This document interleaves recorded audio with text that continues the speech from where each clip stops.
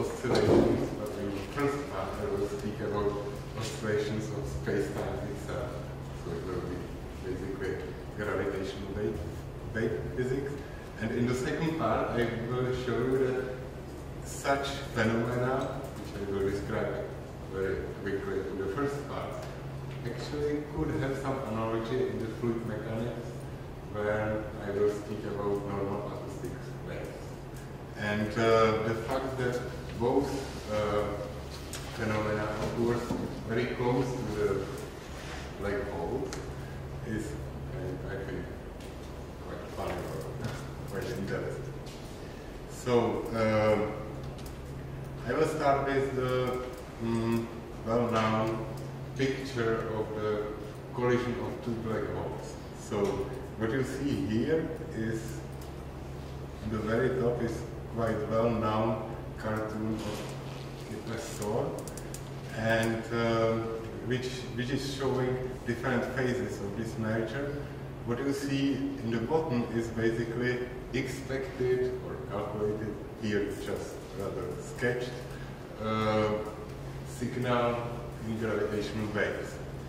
And so you take two black holes, you make a binary, and these two black holes just orbiting around each other, and because of the nonlinearity, it's probably not nonlinearity, but because of the general relativity, they just radiate gravitational waves, and if they are well separated, you can even use just normal Kepler law, basically, and the quadruple formula, and you will get a quite precise waveform, which you will, if you have good gravitational detector, you can measure.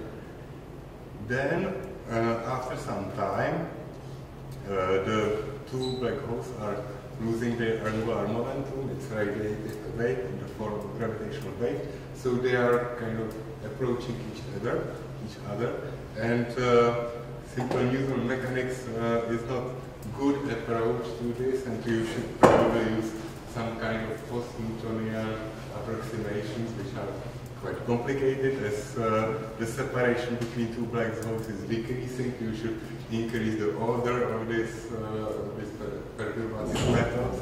But still, it's quite amazing how long you can use this post-Newtonian approach to kind of predict the waveform of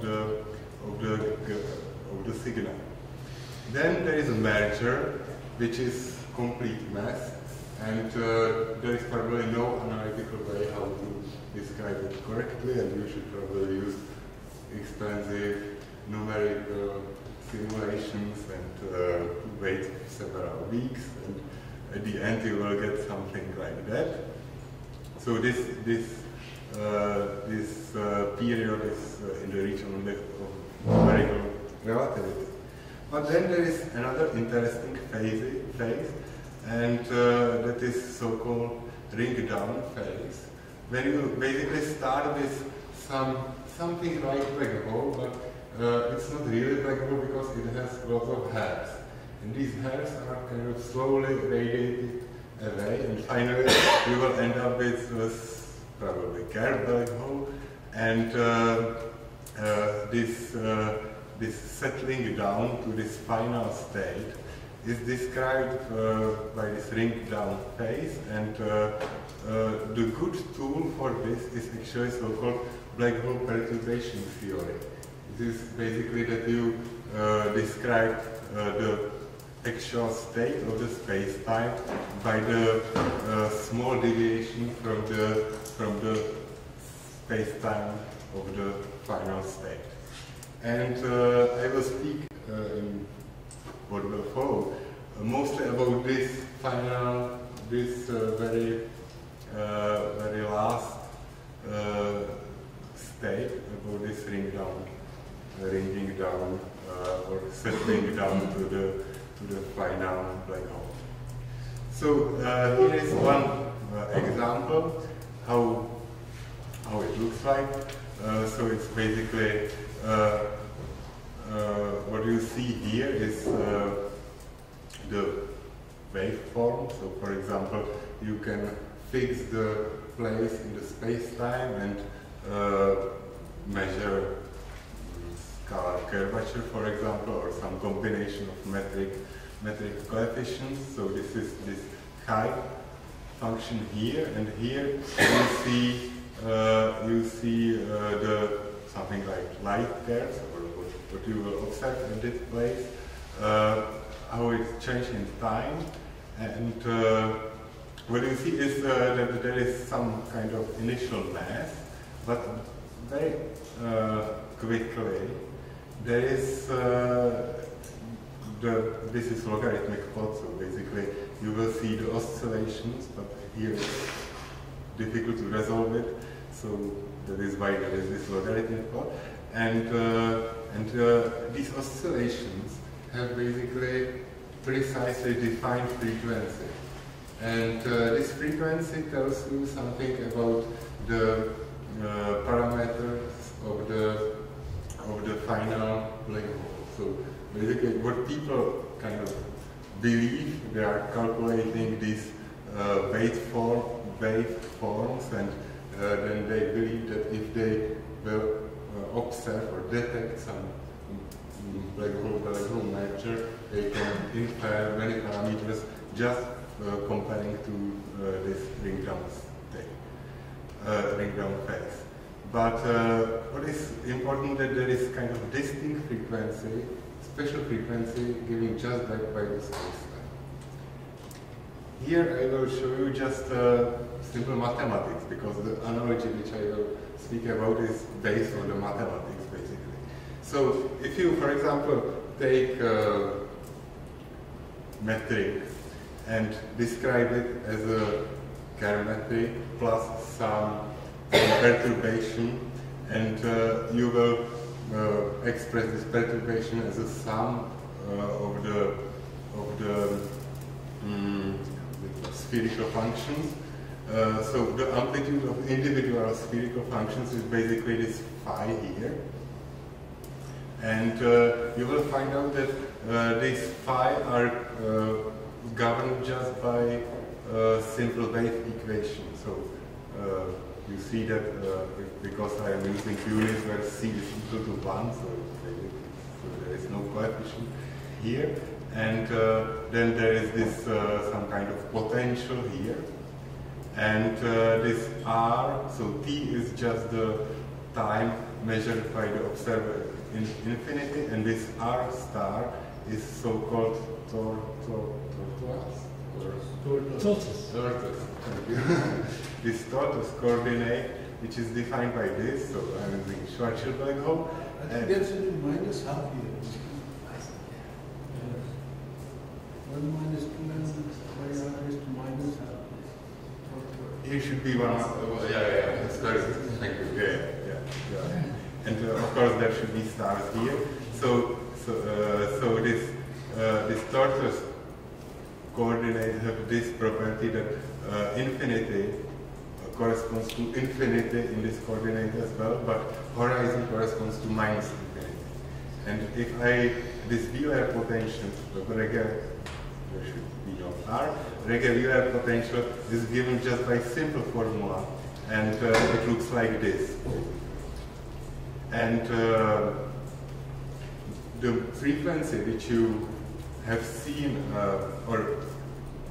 then you can say, okay, I'm trying to solve for modes, so I will give some special boundary conditions, and these boundary conditions are usually that you have only outgoing wave in infinity, so there is no ingoing wave to the black hole, and you have also outgoing wave, or ingoing wave, it depends on the viewpoint, but at the horizon there cannot be wave which is propagating outward. So this is your boundary condition, and then if you assume that this phi depends on t just like exponential with some frequency, then you can see that the wave can propagate actually only outside this outside these caps. So these caps basically works like potential barrier. And the frequency which I have seen of this quasi-normal modes basically corresponds to the top of this potential barrier. And that is basically what will be important in what follows. And the reason why just these oscillations are kind of dominating the late time response of the space-time to some perturbation is the fact that if you calculate the group velocity of the wave, then it's proportional to this difference of the current frequency, or frequency square rather, to the height of the potential barrier at this point. So the modes which has frequency just close to the top frequency, or top for the frequency corresponding to the top of the barrier, have a very small group velocity here. And therefore, they can live here for a long time because the energies travel very, very kind of slowly. The energy here is radiated very slowly outside and away. And therefore, if you have some perturbation, then this perturbation is radiated away by other modes very quickly, and the mode which kind of persists for a long time is just this mode which kind of travel very slowly here. And here's unlike on my talk. I think I have still 10 minutes at least, right? So I will show you first some. I will show you some equation basically, but just take it like picture.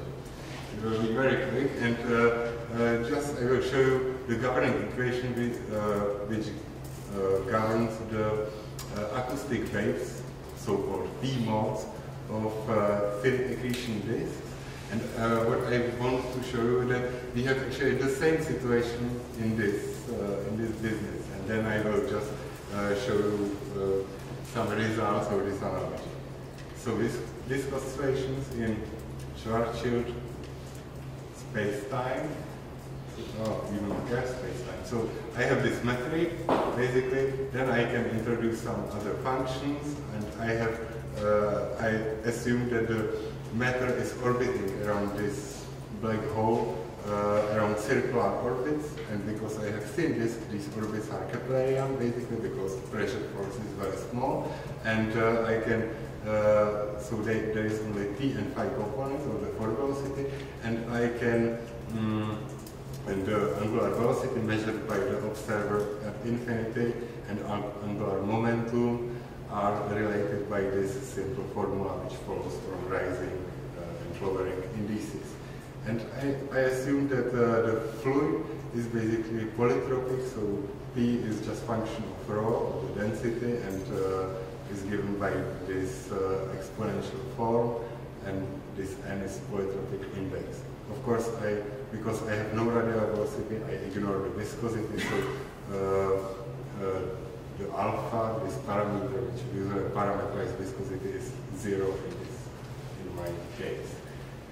So the perturbation of this stationary, axially symmetric fluid configurations are usually described by so-called Ipser-Lindblom formalism, which is actually quite difficult and complicated to follow. There are many,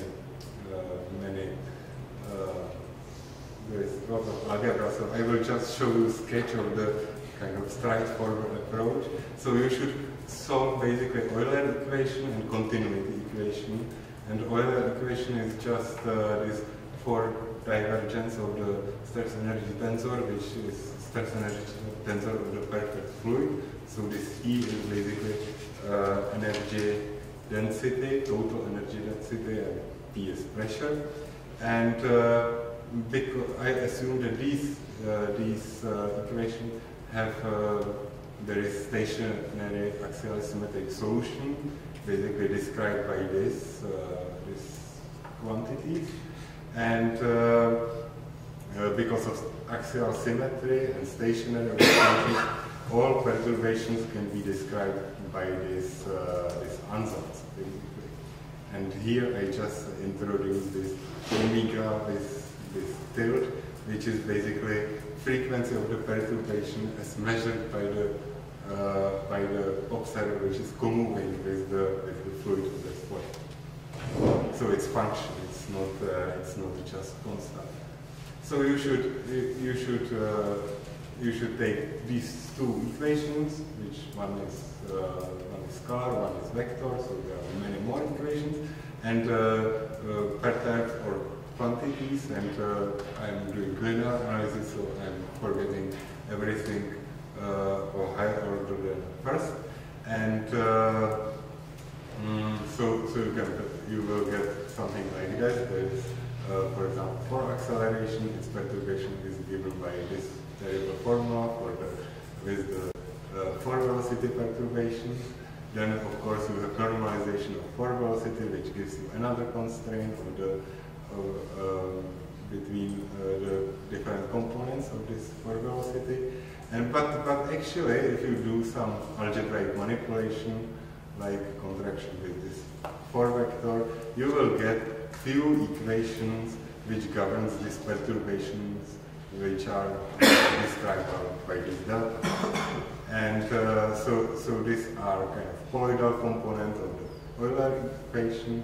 This is time and phi combination of the Euler equation, and there is also perturbation of the continuity equation, which looks like this. So at the end, if you do vertical integration, then you integrate basically this equation, and you rid of the z component of this equation. So you end up with three equations, which has this form.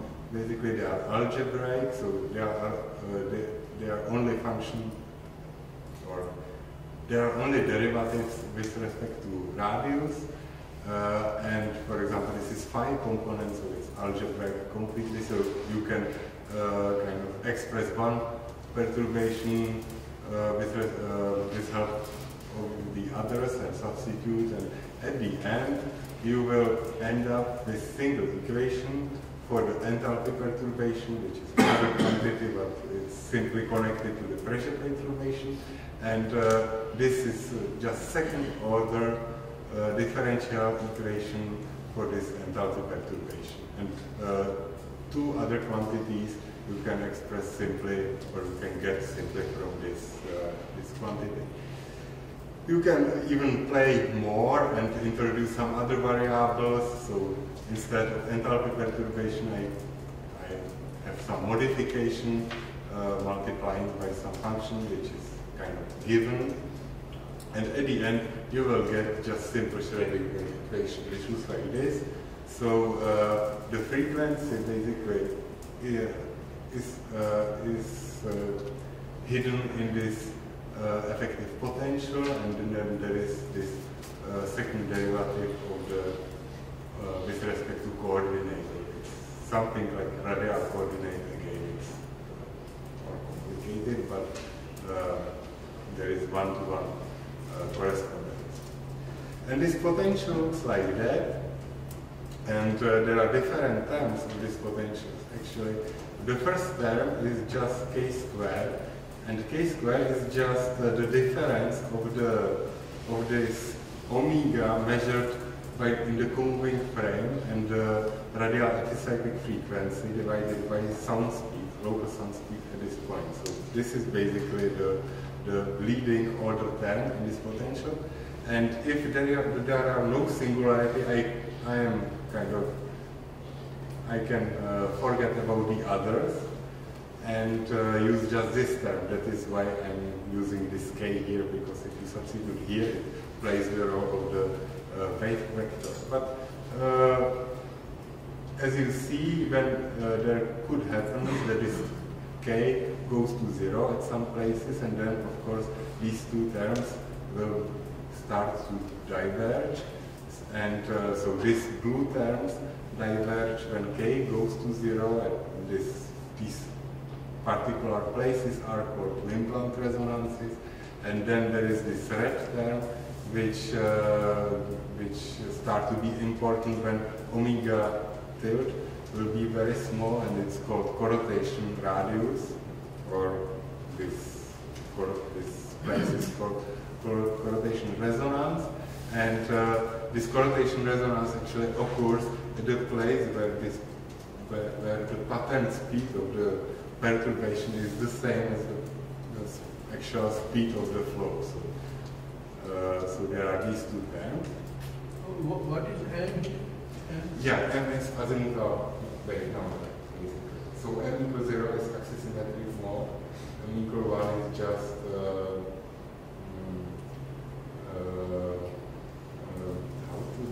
just one period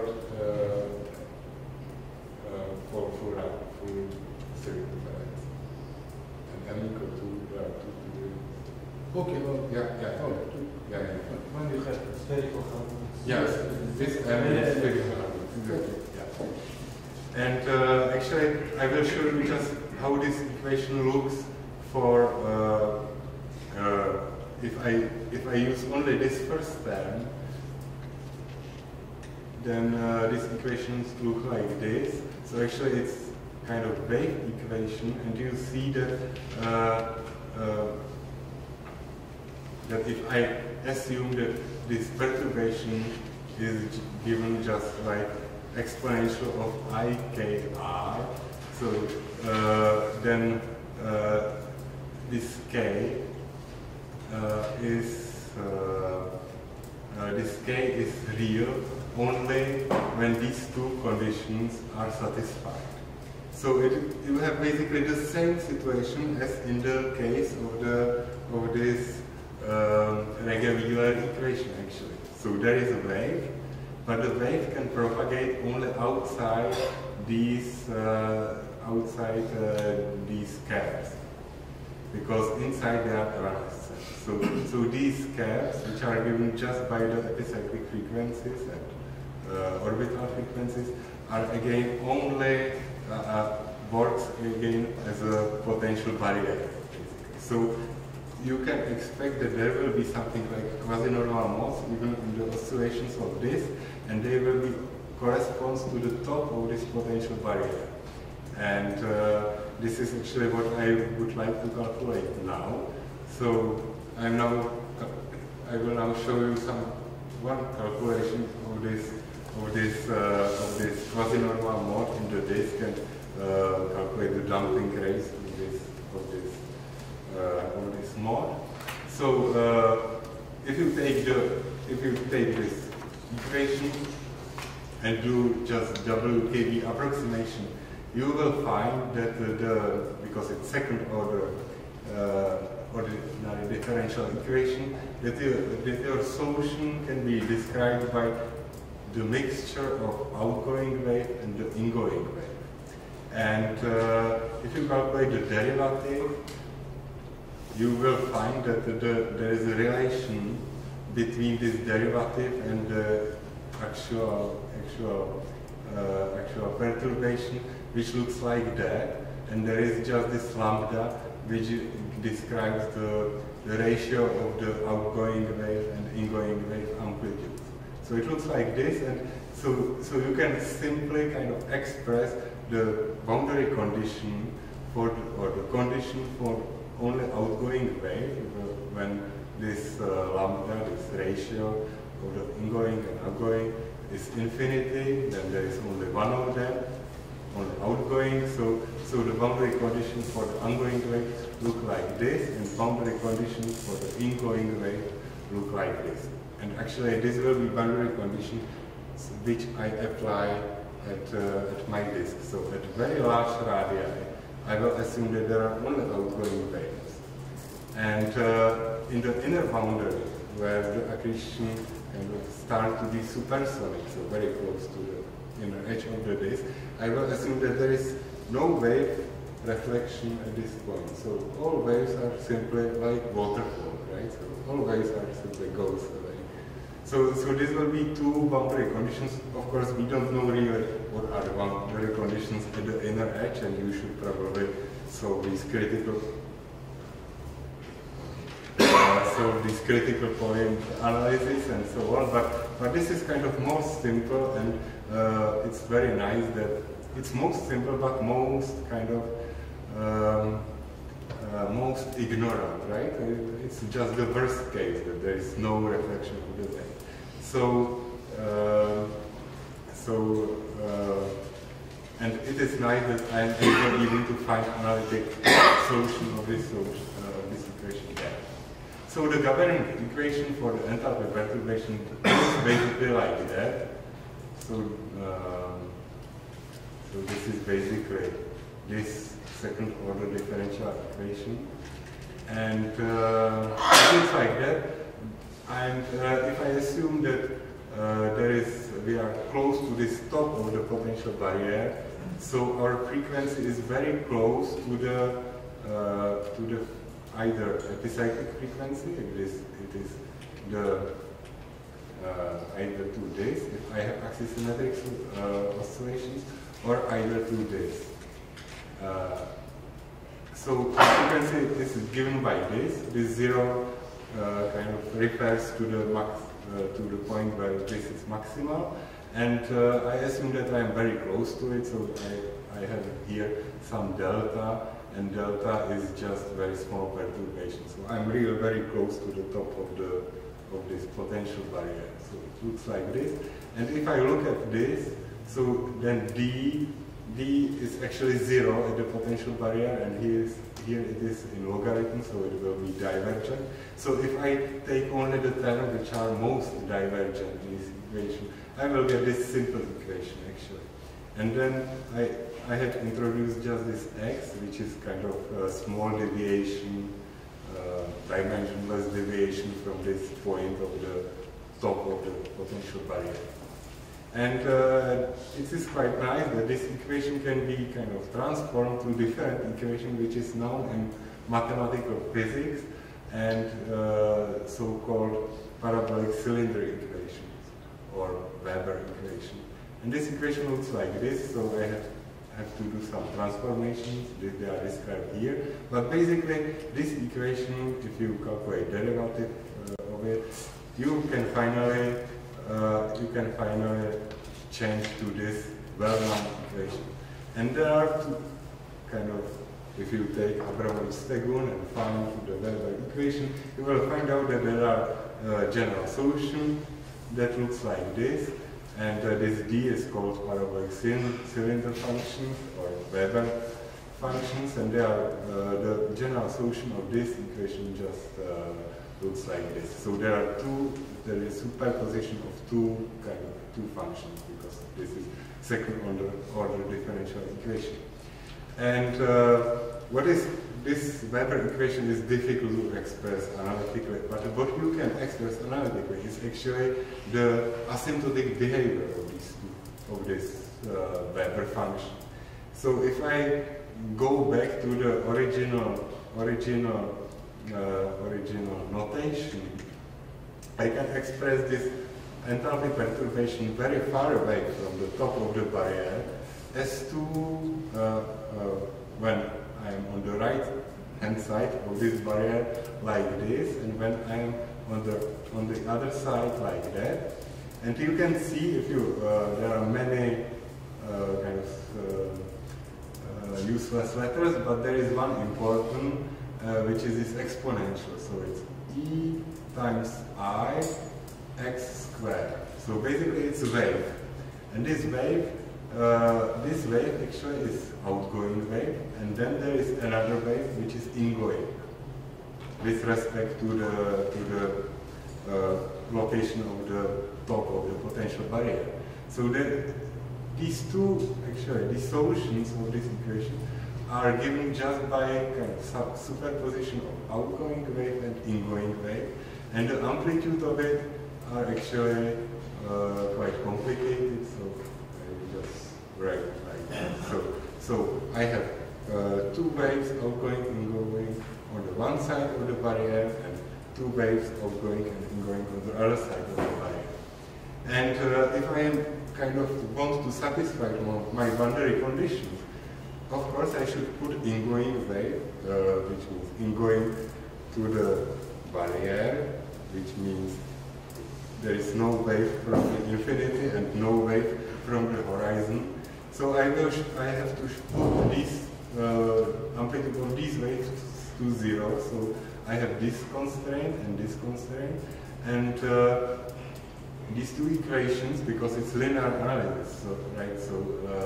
So there is still 1 degree of freedom in real amplitude. This gives me kind of constraint on this value of mu, which is connected to this correction to the frequency. And so if I do this, I can express analytically this correction to the frequency, and it's given by this. And because it's pure, there is some imaginary part, this minus, I see that this wave is damped, which is kind of makes sense because the energy is radiated away, one to the plunging region and to infinity. Here I show you one result. So here I have it's for Schwarzschild, no reflection at ISCO, and here I show you the real part of the frequency and imaginary part of the frequency. So you see that the least damped mode is actually very close to the frequency of the top of the barrier, and actually it has quite high quality factor. The imaginary part is very small compared to the real part. And so this is one simple calculation, and then in the last 2 minutes, in the first minute I will ask whether this, actually we can find these modes in some simulation. And it's quite nice that we can actually. So there is one simulation of vertically integrated alpha disk, so there is some viscosity by Barbara Ferreira in 2010. And what you see here is just kind of what is in color is power spectra on different frequencies. So the frequency is here. No, it's sorry, it's not power spectra. It's just the density. It's just density. And what you see here is time, and what you see here is radius. So the more red color corresponds to more dense region, and these actually these waves or these stripes which goes away corresponds to the wave which are propagating outward from this region. So there are two kinds of waves. One, here the waves are propagating outward. Here the waves are propagating inward. And the region where it is actually, so this is ISCO, this dashed line, and the region where the radial anticyclic frequency reached the maximum actually corresponds is somewhere here. It's at 8, and so it's probably here. So here in these simulations we really see something which is very close to what to this quasi-normal mode. And if you compare the frequency, because here you can simply find the period of this wave, the frequency really corresponds to the maximum of the anticyclic frequency. Here is another simulation by Mao, relay, and here is just the radius, here is the frequency, and the dot corresponds to the most prominent frequency in the paraspectra at that radius. So you see here is the radial anticyclic frequency, and over the large kind of area of radii, you see that there is dominant frequency of variability that corresponds to the maximum of the radial anticyclic frequency. Then me, in collaboration with other people, did some simulation of alpha disk. These were even, there is still kind of alpha viscosity, non-axisymmetric perturbation, so there can be more modes than in the simulation previously. And there are, so it looks like this. So the first diagram again is beautiful outgoing waves from the region of the maximum of the epicyclic frequency. And here you can see just the power spectra at different radii. And last question, are they in nature? And it will be rather a joke. So we are all today speaking about high frequency QPOs. So there is one example, GRS 1915. There are two spin estimates, one by Winton and Chris Dunn and this group, the other one by Narayan, McClintock, Remla, perhaps too. And so there are two different groups, each other is angry with the other one and they are arguing each other which spin estimate is better. And you can see that, and here I'm showing just maximal epicyclic frequency in the disk surrounding black holes of different spin.